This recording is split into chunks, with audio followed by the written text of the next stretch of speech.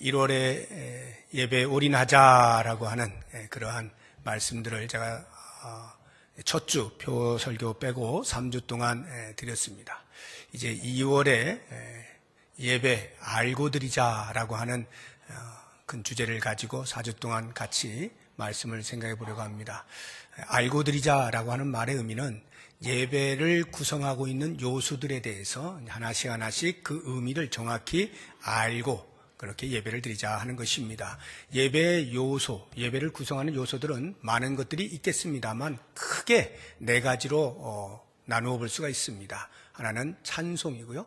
그 다음에 기도, 그리고 말씀, 그 다음에 헌신, 이렇게 네 가지 요소로 구성이 되어 있는데 그것을 한 주 한 주 살펴보도록 하겠습니다. 오늘은 예배와 찬송에 대해서 같이 한번 묵상을 해보는 시간을 갖겠습니다.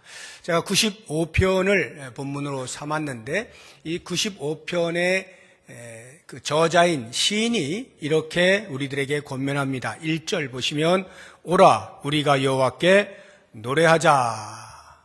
이것은 당시에 이스라엘 백성들이 성전에 모여서 하나님을 예배할 때에 그 예배를 집전하는 제사장 또는 섬기는 레위인들이 모여있는 이스라엘 백성들을 향하여 이렇게 권면하는 겁니다. 자, 우리 다 같이 모였으니까 하나님을 예배합시다. 하나님을 노래합시다. 라고 하는 겁니다. 이렇게 예배의 자리, 찬송의 자리로 초청을 하면서 큰 두 가지 교훈을 이 시인이 우리에게 주고 있습니다. 하나는 우리는, 하나님의 백성된 우리는 찬송을 할 수밖에 없는 존재들이다 라고 하는 것을 일깨워 줍니다.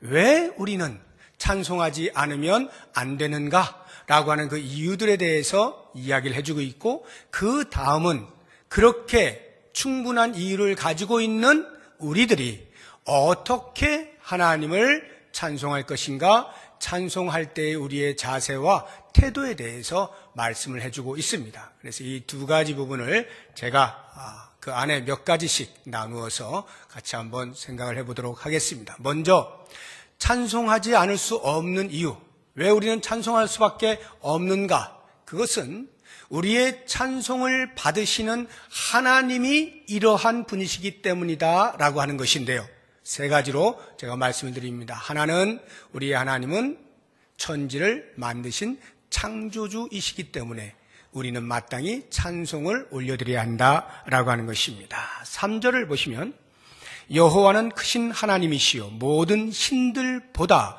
크신 왕이시기 때문이다 라고 말씀하고 있는데, 모든 신들보다 크신 왕이라는 말은 여기 많은 신들이 있고 하나님이 계시는데 비교해 보니까 하나님이 제일 힘이 세신 분이시다, 제일 크신 분이시다, 그러니 우리가 하나님을 찬송하자, 이렇게 말하는 것처럼 들리지만 사실은 이 표현은 그렇게 비교하는 것이 아니라 하나님만이 우리의 찬송을 받으시기에 합당하신 분이시다라고 하는 절대 최상급으로 표현하고 있는 거예요. 왜 그러냐면 우리 하나님은 온 우주 만물을 창조하신 창조주이십니다. 여기에 있는 사람이 만든 신들이라고 하는 것은 전부 피조물입니다. 피조물인 인간에 의해서 만들어진 피조물 중에서도 피조물, 그러한 피조물과 창조하신 여호와 하나님과 감히 비교할 수가 없겠죠. 이건 비교 자체가 안 되는 겁니다. 레벨 자체가 다른 거예요. 그러니까 여기 시인이 표현하고 있는 것은 여호와 하나님이 모든 신 위의 신이시다. 오직 신은 여호와 한 분밖에 안 계시다. 그러니 그 하나님을 노래하자, 섬기자, 찬송하자라고 말하고 있는 것입니다. 4절과 5절을 보시게 되면 땅의 깊은 곳이 그의 손 안에 있으며 산들의 높은 곳도 그의 것이로다. 바다도 그의 것이라 그가 만드셨고 육지도 그의 손이 지으셨다라고 말씀하고 있습니다. 이 세상 모든 것이 다 하나님의 것이다 라는 표현입니다. 당시 그 고대의 신 개념이라고 하는 것은요, 민족신 또는 지역신 개념입니다. 무슨 말이냐면 부족들이 많이 있었잖아요. 그러면 각 부족마다 섬기는 신이 있어요. 그래서 전쟁이라도 벌어지게 되면 이 전쟁은 그냥 부족과 부족 간의 전쟁이 아니라 신과 신의 전쟁입니다. 그래서 어떤 신이 더 세냐라고 하는 것을 전쟁의 결과로 결정짓는 거예요. 그래서 진 부족은 이긴 부족이 섬기는 신 앞에 무릎을 꿇게 돼 있는 거예요. 신들의 전쟁이었습니다. 이렇게 신이 여기도 있고 저기도 있고 뿐만 아니라 전쟁을 벌이면 전쟁에 능한 신이 있고 농사를 지면 농사에 능한 신이 있고 애라도 낳으려면 다산에 능한 신이 있고 번성의 신이 따로 있고 각 삶의 영역마다 그 영역을 주관하는 신들이 다 따로 있다라고 생각을 했습니다. 이러한 고대의 신 개념 속에서 시인이 그것을 수정해주고 있는 거예요. 그렇지 않다. 그런 것들은 전부 사람의 손으로 만들어진 것들에 불과하고 오직 여호와 하나님만이 유일하신 하나님이시다. 그러니 그 여호와께 우리가 찬송을 불러드려야 한다. 이 세상을 만드신 참신, 그분이 다스리시는 세계 속에 있는 우리 모두는 그 참 왕이신 여호와 하나님께만 찬송을 해야 된다라고 하는 것입니다. 이러한 그 개념이 다윗에게도 분명히 있어서 다윗도 동일한 고백을 하는 것을 시편 다른 곳에서 우리가 찾아볼 수가 있는데요. 24편 1절 말씀을 같이 한번 읽어보도록 하겠습니다. 땅과 거기에 충만한 것과 세계와 그 가운데 사는 자들은 다 여호와의 것이로다. 모든 것이 여호와의 것이에요. 심지어 우리들조차도 6절 보십시오. 오라 우리가 굽혀 경배하며 우리를 지으신 여호와 앞에 무릎을 꿇자. 우리를 지으신 여호와 앞에 하나님께서는 우주 만물뿐만 아니라 사람조차도 만드셨어요. 사람의 주인이 여호와 하나님이시다. 그러면 하나님께서 왜 사람을 만드셨을까? 그 이유를 이사야 선지자가 우리에게 명쾌하게 밝혀주고 있는데요. 우리 이사야서 43장 21절 말씀 같이 읽어봅니다. 이 백성은 내가 나를 위하여 지었나니 나를 찬송하게 하려 함이니라. 하나님의 손에 선택을 받은 이스라엘 백성들은 하나님이 온 우주 만물의 유일하신 참신이시다라고 하는 것을 찬송을 통하여 열방 가운데 드러내야 합니다. 그것을 위하여 하나님께서 이스라엘 백성들을 선택하셨어요. 그렇다고 한다면 이스라엘 백성들의 그 찬송을 통하여 열방이 보아야 하는 것은 오직 하나님만이 참신이시구나 해서 그들도 이스라엘 백성들처럼 그 하나님께만 찬송을 올려 드릴 수 있어야 돼요. 이것이 하나님께서 사람을 만드신 목적이에요. 우리는 그 하나님을 찬송하기 위하여 지음을 받은 존재다라고 하는 것입니다. 그렇다고 한다면 이제 우리가 이렇게 예배의 시간에 함께 모여서 하나님을 예배할 때 찬송을 부를 때 잊지 말아야 하는 것은 이 찬송을 지금 누가 받으시느냐라고 하는 겁니다. 그냥 노래 부르는 게 아니에요. 내 흥에 취해서 노래 부르는 게 아니라 이 찬송을 누가 받으시는가? 나를 지으신 여호와 하나님, 온 우주 만물의 창조주 되시는 여호와 하나님, 모든 것의 소유자가 되시는 하나님, 모든 인생의 왕 되시는 여호와 하나님께 찬송한다라고 하는 인식 속에서 백성으로 진정한 존경의 마음을 담아서 왕 앞에 온전한 찬송을 올려드릴 수 있어야 하는 거죠. 찬송의 시간이 되면 찬송 부르고 넘어가고 그 다음 넘어가고 이렇게 순서를 따라서 그냥 생각 없이 넘어가는 것이 아니라 왕 되신 하나님, 나의 주인이신 여호와 하나님, 그 하나님이 받으시기에 합당한 영광스러운 찬송을 불러야 한다라고 하는 것입니다. 두 번째, 우리는 왜 하나님을 찬송할 수밖에 없는가? 우리 하나님이 우리를 구원하셨기 때문에 그렇습니다. 우리 하나님은 구원주이시기 때문입니다. 1절을 보십시오. 오라 우리가 여호와께 노래하며 우리의 구원의 반석을 향하여 즐거이 외치자. 구원의 반석을 향하여. 우리를 구원하여 주신 그 놀라운 은혜로 인하여 찬송하자라고 하는 말입니다.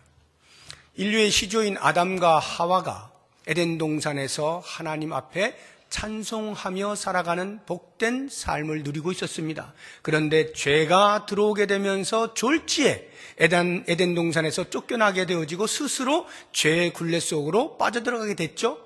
그 이후에 태어난 모든 인류는 전부 죄의 속박 가운데에서 사탄의 노예로 살 수밖에 없는 존재가 되었습니다.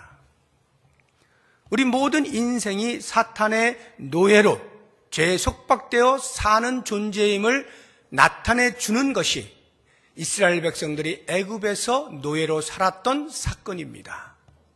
430여 년이라고 하는 세월 동안에 애굽이라고 하는 강대국의 노예로 살아왔던 처절한 인생, 그 이스라엘 민족의 역사는 곧 우리 모든 인류가 사탄이라고 하는 큰 세계 안에 노예로 살아가는 것임을 예표하여 보여주고 있는 역사적인 사건인 것입니다.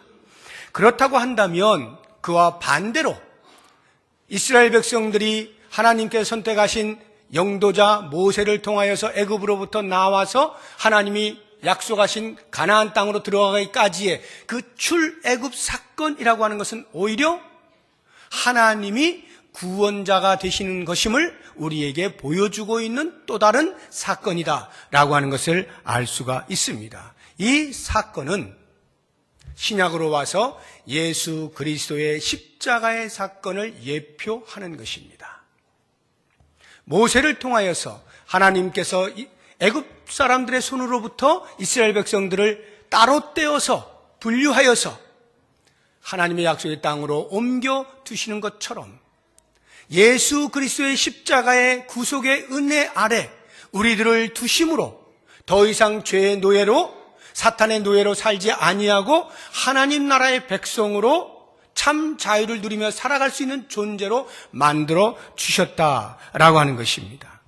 이러한 참 자유를 얻게 되어진 자유자는 그 자유를 주신 여호와 하나님 앞에 마땅한 찬송을 올려 드려야 한다라고 하는 것입니다. 그래서 우리가 예배를 할 때마다 우리는 그리스도께서 십자가에서 죽으신 사건이 곧 나를 위한 사건인 것을, 우리를 위한 사건인 것을, 죄의 굴레 아래서 영원히 죽을 수밖에 없었던, 아니 죽어 있었던 우리들을 다시 살려주신 그 십자가를 기억하면서 예배하고 찬송을 불러드려야 한다라고 하는 것입니다. 그런데 우리의 삶이라고 하는 것이요, 우리 자신을 돌아보면 우리가 경험상 알게 되어지는 것인데, 그렇게 예배 때마다 주의 베푸신 놀라운 구원의 은혜에 대하여 감격하고 그렇게 예배를 드리고 찬송을 부르다가도 가끔 우리도 모르는 사이에 이 세속의 문제들에 집중하게 되어질 때, 또는 세상의 손에 붙잡히는 것들이 나를 만족스럽게 해줄 때, 내 배가 불러질 때 우리도 모르는 사이에 그 구원의 은혜를 놓치기가 쉽습니다. 그리고 찬송하는 것이 건성으로 하기가 쉽고요, 오히려 업신여김으로 나타나게 되어지는 경우도 없지가 않은 겁니다. 이스라엘 백성들이 그러했어요. 그것에 대하여 통탄하는 노래가 신명기에 나옵니다. 우리 신명기 32장 15절 말씀 우리 같이 한번 읽어봅니다. 그런데 여수르니 기름짐에 발로 찼도다. 내가 살찌고 비대하고 윤택함에 자기를 지으신 하나님을 버리고 자기를 구원하신 반석을 없인 여겼도다. 여기 여수르니 이스라엘을 가리키는 겁니다. 하나님께서 이스라엘 백성들을 애굽에서 나오게 하시고 기름진 것으로 일용할 양식을 주시고 늘 살펴주시다 보니까 이스라엘 백성들이 배가 불러진 거예요. 기름이 진 거예요. 윤택하게 된 거예요. 자기를 지으신 주인이 누구인지를 잊어버린 겁니다. 인생에 대하여 이 즐거움은 내가 누리는 것이라고 생각을 하게 되는 것입니다. 그리고는 구원의 반석을 업신여기는 거예요. 무슨 말이냐면 제사는 드리는데 그 제사 속에 행하는 모든 행위들이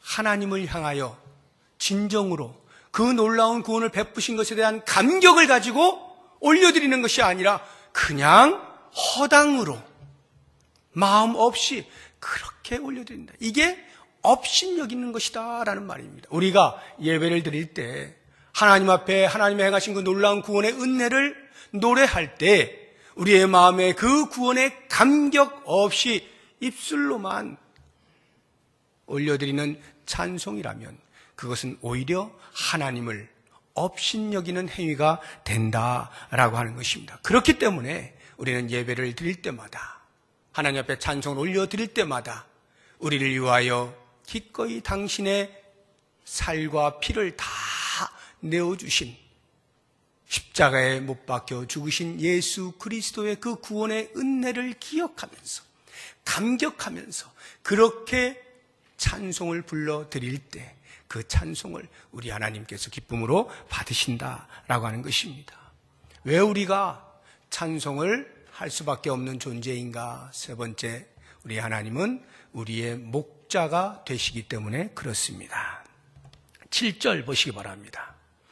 그는 우리의 하나님이시요 우리는 그가 기르시는 백성이며 그의 손이 돌보시는 양이기 때문이라. 너희가 오늘 그의 음성을 듣거든. 이렇게 돼 있죠. 하나님이 우리를 기르시는 목자이시다. 우리를 돌보시는 목자이시다. 이렇게 표현을 하고 있는 것입니다.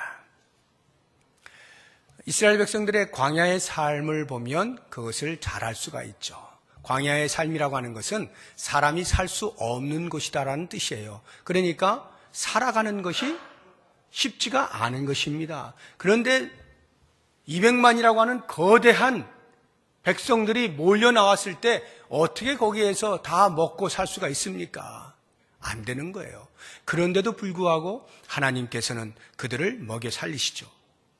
불행하게도 애굽에서 나온 20세 이상의 1세대 모든 이스라엘 백성들은 광야 40년 동안에 다 죽습니다. 그냥 나이가 들어서 자연사를 한 게 아니라 다 적군의 손에 죽어요. 왜 죽느냐 하면 그들이 먹을 것이 없어서 죽거나 더 이상 살 수 있는 길이 보이지 않아서 죽는 것이 아니라 하나님 앞에 불순종하니까, 하나님을 온전히 신뢰하지 않으니까 하나님께서 징계의 손으로 사람의 손을 붙여서 그들을 죽이시는 거예요. 여호수아와 갈렙을 제외하고는 다 죽습니다. 그래서 신명기 8장 3절 4절에 보면은 하나님께서 이스라엘 백성들 그 광야의 삶 동안에 매일같이 만나를 내리셔서 먹이셨다라고 표현을 하고 있고요. 뿐만 아니라 그 의복이 헤어지지 아니하고 발이 부르트지 아니하였다라고 말씀합니다. 너희들이 죽게 되어진 것은 너희의 잘못으로 인한 나의 징계 때문이라고 분명히 말씀하고 있는 것입니다. 하나님은 우리를 돌보시는 목자셔요. 구원을 하시고 그 다음부터는 너희들 마음대로 살아봐라, 너희들 힘으로 살아라 이렇게 하시지 아니하시고 그 광야의 삶을 살 수 있는 힘을 공급해 주시고 보호하시고 지키시고 인도를 해 주신다라고 하는 것입니다. 이 사실을 누구보다 잘 알았던 다윗이 시편 23편을 쓰지 않습니까? 여호와는 나의 목자시니 내게 부족함이 없으리로다. 그리고는 그 다음부터 나오는 그 말들을 보게 되면 그가 나를 푸른 초장에 누이시고 쉴만한 물가로 인도하시고 우리에게 먹을 것을 주신다 이 말이에요. 공급해 주신다 이 말이에요. 그가 의의 길로 우리를 인도하신다. 우리의 인도자가 되신다는 거예요. 사망의 음침한 골짜기로 다닐지라도 해를 두려워하지 아니할 것은 그가 나와 함께 하심이라. 아무리 어려운 상황 가운데에도 그의 지팡이와 막대기가 나를 안위하십니다. 우리를 보호해 주시는 분이 되신다는 거예요. 그의 선하심과 인자하심이 평생 나를 따를 것이다. 하나님께서는 목자가 되셔서 양과 늘 함께하면서 눈의 동자와 같이 지키시고 보호하시고 일거수일투족을 다 살피신다라고 하는 고백입니다. 이러한 하나님을 우리가 노래하지 않을 수가 없는 거죠. 우리의 삶을 한번 돌아보시죠. 여러분 각자의 삶을 한번 조용히 이렇게 돌아보십시오. 어떻습니까? 힘들고 어려운 삶을 살아오셨죠. 쉽지 아니한 삶을 살아오셨을 겁니다. 그럼에도 불구하고 여전히 조용히 눈을 감고 다시 한번 묵상해 보면 그럼에도 불구하고 여기까지 오게 하셨다. 여기까지 오게 하셨다. 나로 하여금 살게 하셨다. 라고 하는 이 고백을 할 수밖에 없지 않습니까? 찬송가 301장을 보면 지금까지 지내온 것 주의 크신 은혜라. 이런 고백이 있지 않습니까? 지금까지 살아온 것이 다 주의 은혜인 것을 고백하지 않을 수 있는 사람은 아마 없을 거예요. 참 신앙을 가진 사람이라고 한다면. 그래서 제가 이 301장을 참 좋아하는데 301장 한번 펴보시기 바랍니다.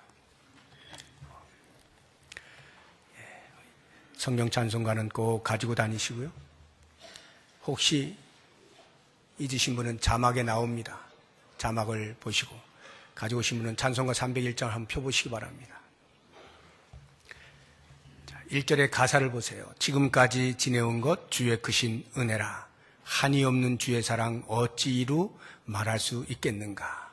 자나깨나 주의 손이 항상 살펴주시고 모든 일을 주 안에서 형통하게 하시네. 여러분, 모든 일이 주 안에서 형통하십니까? 쉽지 않죠. 고개가 갸우뚱해지죠.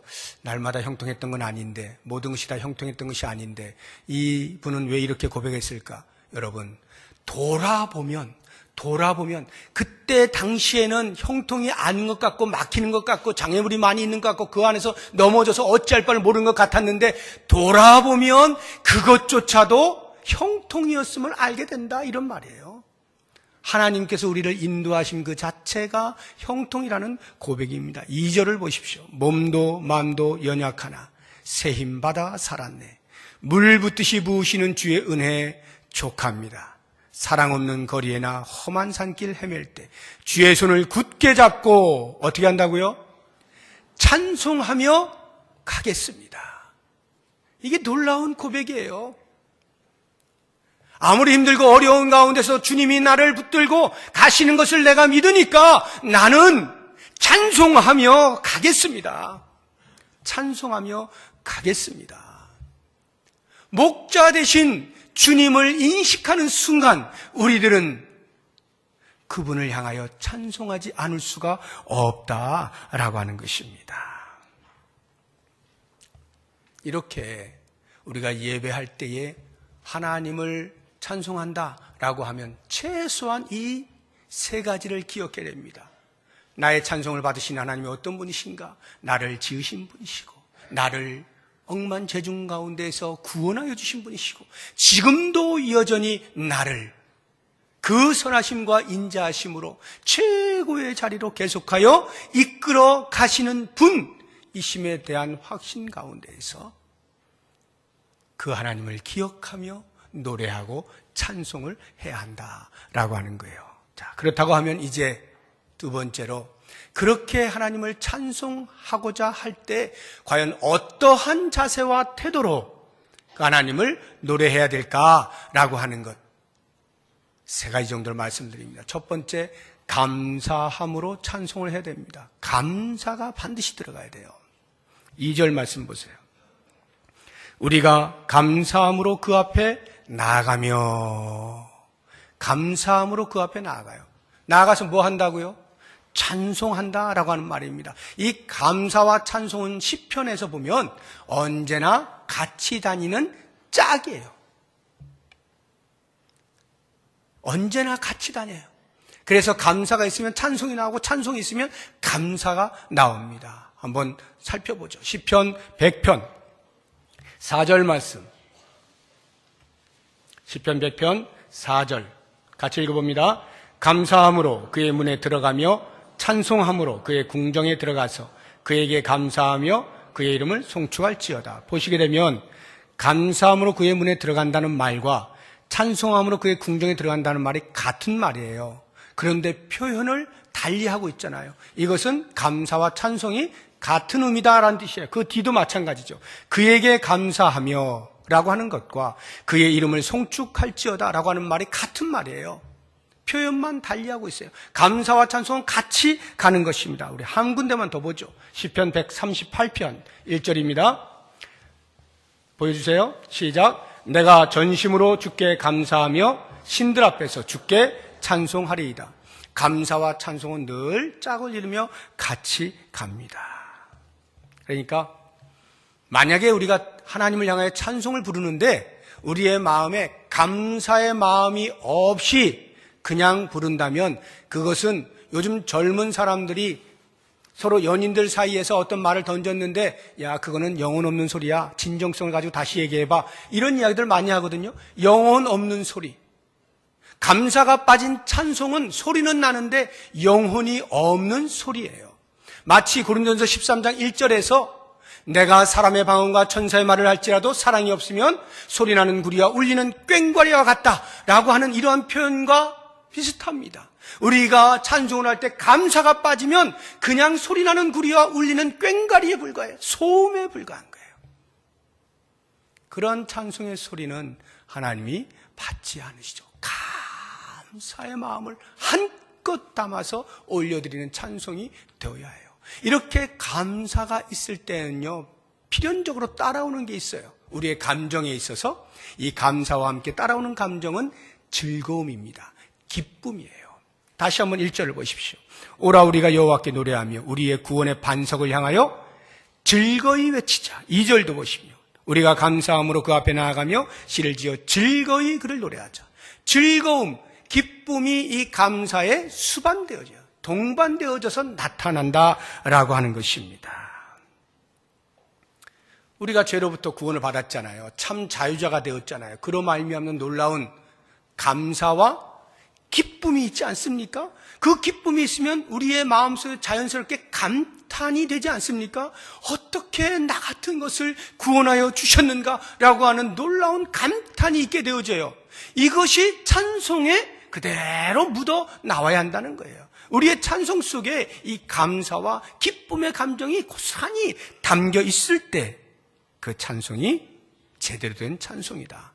그런 면에서 우리의 찬송의 행위들을 보십시오. 나는 과연 어떻게 찬송하고 있는가?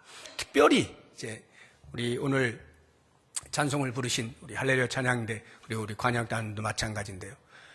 성도들을 대표하여 찬송을 올려드리는 분들입니다. 대표하여서. 그 말은 성도들이 다 보고 있다 이런 뜻이에요. 여러분들의 찬송하는 행위를 배운다 이런 뜻입니다. 그래서 저렇게 해야지 라고 하는 거예요. 대표하시는 분들이에요. 그러면 이 대표하시는 분들이 책임이 막중하겠죠. 만약에 다 보고 있는 그 자리에서 세상 모든 짐은 나 혼자 다 지고 있는 것처럼 그 무거운 짐을 끙끙거리고 얼굴을 내천자를 그리면서 만약 찬송을 부른다면 하나님이 받으시지 아니하시는 것은 물론이거니와 성도들이 볼 때 저렇게 부르는 건 아닌 것 같은데? 라는 생각이 들 수가 있어요. 그렇기 때문에 참 신중한 자리입니다. 그 자리가. 굉장히 중요한 자리예요. 그냥 겉으로 웃으란 뜻이 아니죠. 내가 지금 웃을 형편이 아니에요. 그러면 그 자리에 안 앉는 겁니까? 아니죠. 아무리 힘들고 어려운 상황 속에서도 하나님을 찬송하는 자리에서 하나님을 찬송할 때 그 하나님을 절대적으로 신뢰하는 거예요. 그러면 우리의 마음 가운데 또 다른 감사가 나오고 그 감사로 인한 기쁨이 생기는 거예요. 지금 나의 삶의 현장은 눈물 콧물 다 쏟아내도 부족할 만큼 어려운데 힘든데 무거운 짐을 지고 있는데 하나님을 찬송하는 순간에 우리의 가슴이 뜨거워지는 거예요. 감사로 찬송을 올려드리는 거예요. 기쁨으로 올려드리는 거예요. 그럴 때 드러나는 우리의 얼굴 속의 표정이 과연 어떠하겠는가? 그 마음과 마음이 모아져서 이 공예배 시간에 하나님을 찬송하는 자리가 과연 어떠할 것인가 상상해 보십시오. 우리 하나님께서 너무나 기뻐하실 만한 그러한 찬송이 아니겠느냐라고 하는 것입니다. 우리가 찬송을 부를 때 또 하나 중요한 태도가 있어요. 그것은 믿음으로 올려드리는 찬송이어야 한다라고 하는 것입니다. 믿음으로 찬송을 불러드려야 돼요. 8절에서 11절의 말씀을 보시게 되면 앞에 자 우리가 찬송합시다. 모여서 같이 우리 찬송합시다. 하나님을 예배합시다. 라고 하는 시인의 이러한 그 권면의 말과는 조금 다르게 8절부터 11절은 이스라엘 백성들이 광야에서 하나님 말씀을 제대로 안 듣고 그래서 하나님 옆에 혼나고 하는 그런 내용이 나와 있어요. 조금 어울리지 않는 듯한 그런 말씀이 있습니다. 그래서 어떤 사람들은 이게 편집되어져서 어떻게 잘못 그냥 붙은 것이다, 이렇게 표현하는 사람들도 있습니다만 그렇지가 않아요. 왜 이 시인이 이 말을 하고 있느냐 하면 여호와 하나님이 우리의 목자이시다라고 지금 7절에서 말씀하고 있는 거예요. 그렇게 목자이심에도 불구하고 이스라엘 백성들은 광야의 삶에서 하나님이 목자로서의 모든 도우시고 지키시는 일들을 행하셨음에도 불구하고 이스라엘 백성들은 끊임없이 어려운 일을 당할 때마다 하나님 앞에 하나님 이번에도 어떻게 계속하여 하나님을 시험하고 조사하는 거예요. 9절을 보세요.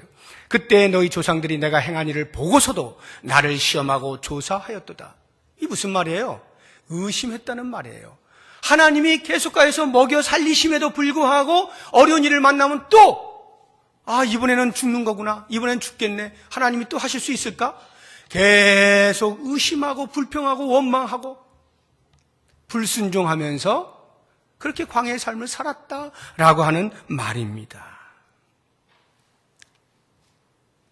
하나님을 의심하는 것은 불신앙이죠. 하나님 우리의 목자가 되심에 대하여 신뢰하지 못하는 거예요. 그렇게 되어지면 그런 마음의 상태에서, 의심으로 가득 차 있는 마음의 상태에서 지금의 나의 환경을 하나님이 과연 바꿔줄 수 있을까? 이런 의심의 마음이 가득한 상태에서 하나님을 찬송하는 것을 과연 우리 하나님이 받으시겠느냐? 이 부분에 있어서 다윗이 우리에게 큰 교훈을 주고 있습니다. 우리 시편 57편 7절 말씀 같이 보도록 하겠습니다. 하나님이여 내 마음이 확정되었고 내 마음이 확정되었사오니 내가 노래하고 내가 찬송하리이다. 여기 내 마음이 확정되었고 확정되었다라고 하는 표현은요, 지금 이 시가 사울에게 쫓겨다니면서 굴에 숨어 있을 때 지은 시예요. 다윗이 왕으로 기름 부음을 받았음에도 불구하고 사울 왕에게 쫓겨다닙니다. 사울을 위하여 충성을 다하였음에도 불구하고 사울 왕에게 쫓겨다닙니다. 그리고는 굴 속에 숨어 있어요. 얼마나 신세가 처량합니까? 그런 처량한 신세 속에서 이 말을 하고 있는 거예요. 내 마음이 확정되었고 확정되었어. 뭐가 확정되었다는 거예요? 하나님을 향한 나의 믿음. 하나님께서 비록 지금은 내가 이런 굴 속에 숨어 있다 할지라도 우리 하나님이 모르시지 아니하시고 우리 하나님이 계획이 있으시고 우리 하나님께서 반드시 선한 길로 인도하신다라고 하는 내 마음의 확정, 믿음이 있으니 그 다음 뭐 하겠다고요? 찬송하고 노래하겠습니다. 우리의 찬송은 믿음이 동반돼야 돼요. 믿음이, 하나님이 어떤 분이신가? 하나님을 향한 우리의 믿음이 가득한 상태에서 찬송을 올려드릴 때 그 찬송을 하나님께서 기쁨으로 받으신다라고 하는 것입니다. 마지막으로 우리의 태도 가운데 아주 중요한 게 있어요. 우리가 찬송을 부를 때 그 찬송을 부르는 이유는 열방이 듣게 하기 위함입니다. 열방이 들어서 주께로 나오도록 하기 위함이에요. 그 말의 의미는 우리의 찬송을 어떻게 불러야 할지에 대하여서 통찰력을 갖게 만드는 것입니다. 1절 말씀 다시 보십시오. 오라 우리가 여호와께 노래하며 우리의 구원의 반석을 향하여 즐거이 외치자, 이렇게 돼 있죠. 2절 보세요. 우리가 감사함으로 그 앞에 나아가며 그 다음 시를 지어 즐거이 그를 노래하자, 이렇게 돼 있죠. 이 2절 시를 지어 즐거이 그를 노래하자라고 하는 이 부분을 제가 이렇게 다른 번역 성경들을 보면서 우리 개역개정 성경이 번역이 조금 아쉽다라고 하는 이런 마음이 드는 것이 이 원문에 좀 가깝게 좀 더 실제적으로 이렇게 표현해 놓은 다른 번역본들이 있어요. 한 몇 가지만 제가 소개를 해드리는데 공동 번역에 보면 이렇게 나와 있어요. 노랫가락에 맞추어 환성을 올리자, 이렇게 되어 있어요. 바른 성경에서는 찬송으로 그분께 크게 외치자, 이렇게 되어 있어요. 영어 성경 NASB에서는 shout joyfully 이렇게 되어 있어요. shout가 뭡니까? 소리치는 거예요. 큰 소리 치는 거예요. shout joyfully, 기쁨으로 큰 소리로 하나님을 찬송하자, 이런 말이거든요. 시를 지어 즐거이라고 할 때 이 시를 짓는다는 것은 지금 이 시편이 이렇게 시인들이 시를 지었잖아요. 이런 시를 짓는다라고 하는 개념보다는 좀 더 원문에 가깝게 우리가 이해를 하자면 이 시를 짓는다는 단어가 손가락으로 튕긴다라는 뜻을 가지고 있어요. 손가락으로 튕긴다. 그럼 뭘 튕기겠어요? 악기를 튕긴다 이런 말이에요. 오늘날로 하면 바이올린 켜고 첼로 켜고 클라리넷 불고 두드리고 치고 악기를 동원한다는 말이에요. 그러니까 시를 지어 즐거이 그를 노래하자라고 하는 것을 전체적으로 다시 한번 이해를 하자면 우리의 목소리뿐만 아니라 악기 전체를 우리가 동원할 수 있는 모든 걸 다 동원하여 최고의 소리를 높여 찬송하자, 이런 의미가 되는 것입니다. 그러면 이제 생각을 해보세요. 왜 시인이 그렇게 권면했을까? 우리 하나님이 귀가 조금 어두우실까요? 크게 부르지 아니하시면 잘 못 들으시나요? 아니면 크게 부르지 아니하면 성의가 없다라고 괘씸죄에 걸리나요? 우리 하나님은요, 속으로 하는 소리조차도 다 들으시는 분입니다. 마음을 다하여 하나님을 찬송한다면 소리가 작은 것은 큰 문제가 되지 않아요.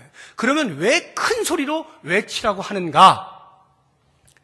열방이 들으라고, 세상 사람들이 들으라고, 우리의 찬송 소리를 세상 사람들이 듣고 그 찬송을 듣고 하나님 앞에 나오도록 하기 위하여 우리가 찬송의 소리를 크게 외쳐야 된다라고 하는 것입니다. 그런 면에서 우리가 찬송을 그냥 속으로 웅얼웅얼거리거나 흘러가듯이 그냥 부르거나 자신 없이 부르거나 불러야 되니까 할 수 없이 참여하고 앉아있거나 라고 하는 태도들은 결코 열방 앞에 주님께로 돌아오게 할 아무런 열정도 불러일으킬 수가 없는 거죠. 우리가 왜 큰 소리로 외칩니까? 그러한 열정 있게 하는 이유가 뭡니까? 사람들로 하여금 궁금하게 만드는 거예요. 저 사람들 왜 저러지? 누구한테 저렇게 찬송을 하는 거지? 그리고는 그 전능하신 하나님을 인식하고 그분께 나오게 하기 위해서 우리가 이렇게 열정적으로 찬송을 불러야 한다라고 하는 것입니다. 그런 면에서 저는 여러분들께 좀 더 강력하게 권면을 하고 싶어요. 제가 느낄 때 우리 교회의 찬송의 수준은 소리적인 면에서 평균 이하입니다. 너무 작아. 물론 목소리가 안 나오시는 분도 계시고 연로하셔가지고 더 이상 안 되는 분도 계시고 때로는 감기 걸려갖고 안 나오는 분도 계시고 다 있습니다. 저도 그래요. 저도 지금 감기 걸려서 잘 안 나와요. 이런 경우를 제외하고 정상적으로 소리가 나옴에도 불구하고 그저 그냥 이렇게 이것은 아니다.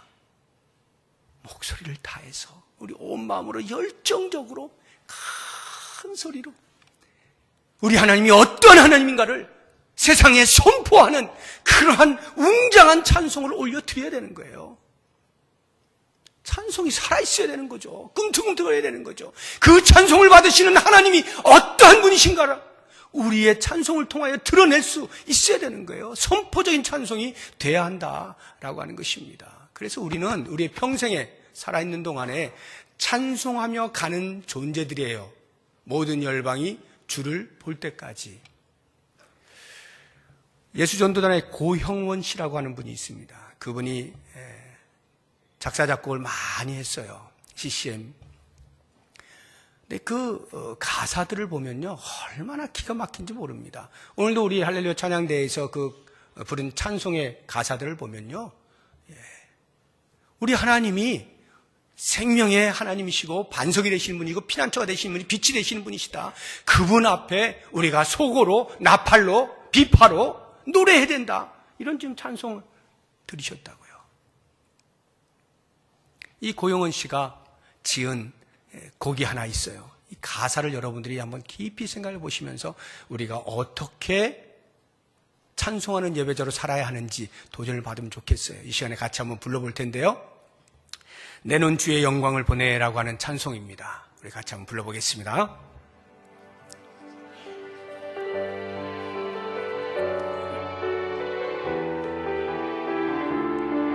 가사를 깊이 생각하면서 같이 한번 불러봅니다. 내 눈 주의 영광을 보내 가운데 계신 주님, 그 빛난 영광 온 하늘 덮고 그 찬송 온 땅 가득해 내 눈 주의 영광을 보네. 우리의 찬송 가운데 우리의 찬송을 들으시기 위하여 서시는 주님이십니다. 얼굴을 온 세상 향하네. 권능의 발을 드셨네. 주의 영광, 우리의 찬송하는 이 자리에 하나님의 영광이 가득할 것을 꿈꾸어 보십시오. 과연 우리가 어떠한 마음으로 하나님을 찬송해야 될지 도전을 받을 수 있기를 바랍니다. 우리의 평생에 찬송하며 나아가는 삶이 되길 원합니다.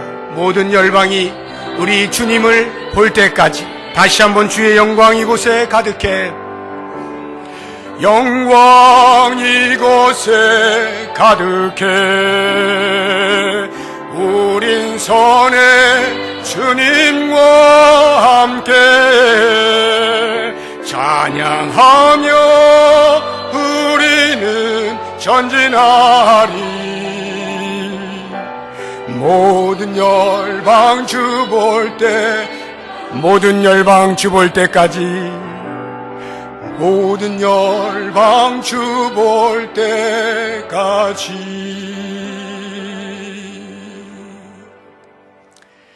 이 가사를 생각하시면서 또 오늘 들으신 말씀을 생각하면서 나는 왜 찬송을 부를 수밖에 없는 존재인가?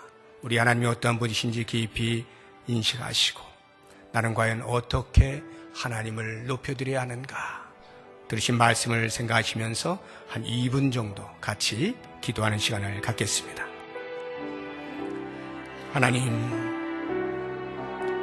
우리는 찬송하는 예배자인 것을 알면서도 우리의 찬송하는 모습이 어떠하였는지 이 시간 말씀을 통하여 비추어 봅니다. 우리를 지으신 여호와 하나님, 우리를 모든 죄에서 구원하여 참 자유자로 살아가게 하신 여호와 하나님, 우리의 목자가 되셔서 우리의 삶의 구체적인 자리에까지 지키시고 인도하시고 보호하시는 우리 하나님, 제가 노래합니다. 찬송을 받아 주시옵소서. 오 주님, 내 마음에 주를 향하여 감사가 가득하기를 원합니다. 기쁨으로 주를 찬송하는 자리에 서기를 원합니다. 주께서 보여주신 그 놀라운 은혜들을 잊지 아니하고 감사와 기쁨으로 노래하는 우리가 되게 하여 주시옵소서. 원하옵나니 우리의 삶이 아무리 고달프고 힘들고 눈물나고 지금 당장 우리의 삶이 죽을 것만 같다 할지라도 주님을 찬송할 수밖에 없는 절대 믿음이 우리에게 있기를 원합니다. 믿음의 확신을 가지고 하나님을 찬송할 수 있기를 원합니다. 우리 주님께서 어떻게 나를 인도하실지, 어떠한 길을 걷든지 주님이 선한 길로 인도하심에 대한 분명한 확신을 가지고 내 마음의 확정됨을 가지고 하나님을 노래하고 찬송할 수 있게 하여 주시옵소서. 원하옵나니 우리의 찬송을 통하여 열방이 주께로 돌아오기를 원합니다. 이를 위하여 우리가 간절한 마음으로 열정적으로 큰 소리로 마음을 다하여 찬송할 때 열방이 듣게 하시고 주님 앞으로 돌아오게 하여 주옵소서. 그렇게 생받는 찬송하는 예배자가 되게 하여 주시옵소서. 예수님의 이름으로 기도드립니다. 아멘. 하나님, 나를 지으시고 나를 구원하여 주시고 나의 목자가 되어주시는 주님인 것을 한시도 잊지 않기 원합니다. 우리 예배 중에 그 놀라운 신앙의 고백이 찬송으로 올라가게 하여 주시옵소서. 마음을 다하여 감사의 마음을 담아 기쁨으로 찬송하기 원합니다. 조금도 의심하지 아니하고 여전히 선한 길로 인도하시는 주님을 내 마음에 확정하며 믿음으로 찬송하기 원합니다. 우리의 모든 찬송의 소리를 통하여 열방이 주께로 돌아오는 그날까지 우리의 찬송을 그치지 아니하고 영광스러운 특권으로서의 찬송을 부르며 사는 예배자가 되게 하여 주시옵소서. 예수님의 이름으로 기도드립니다. 아멘. 우리 다 같이 자리에서 일어나셔서